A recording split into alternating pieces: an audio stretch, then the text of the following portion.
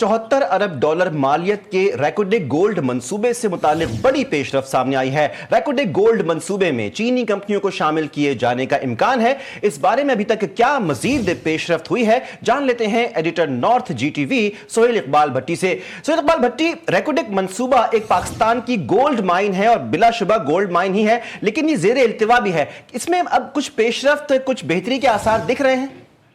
जी बिल्कुल। बलूचिस्तान में पाकिस्तान का सबसे बड़ा गोल्ड माइन का रैकोडेक जो तखीर में बड़ी रैकोडेक मंसूबा, जिससे 74 अरब डॉलर पाकिस्तान को और दीगर कंपनियों को आमदन हासिल होनी है। इसका फाइनेंशियल क्लोज तखीर का शिकार था। ताहम अब बेरे गोल्ड कंपनी के चेयरमैन से पाकिस्तान की हुकाम की मुलाकात हुई है, जिसमें कुछ अहम फैसले कर लिए गए हैं, जिसमें असूली तौर पर यह फैसला कर लिया गया कि रैकोडेक गोल्ड कॉपर मंसूबे में चीनी कंपनियों को शामिल किया जाएगा और इस मकसद के लिए तैयारी शुरू हो चुकी है, जिसका बुनियादी मकसद ये है कि इस मंसूबे की लागत में तेजी से इजाफा हो रहा है, उसको कंट्रोल किया जाए। सिक्योरिटी सूरत हाल के अंदर चाइनीज कंपनी बेहतरीन तजर्बा रखती हैं बलूचिस्तान में काम करने के हवाले से, और उनकी माइनिंग सेक्टर के अंदर भी उनकी बड़ी एक्सपर्टीज है, लिहाजा उनकी सर्विसेज इसमें हासिल की जाए और काम की रफ्तार को बढ़ाया जा सके।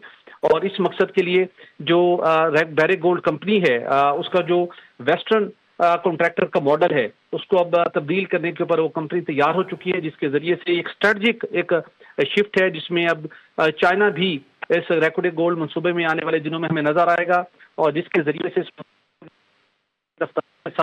फाइनेंशियल क्लोज, एक्सप्लोरेशन, माइनिंग और डेवलपमेंट का काम भी तेज रफ्तारी के साथ शुरू किया जाएगा, जिसके बाद इस बात का कभी जो कमर्शियल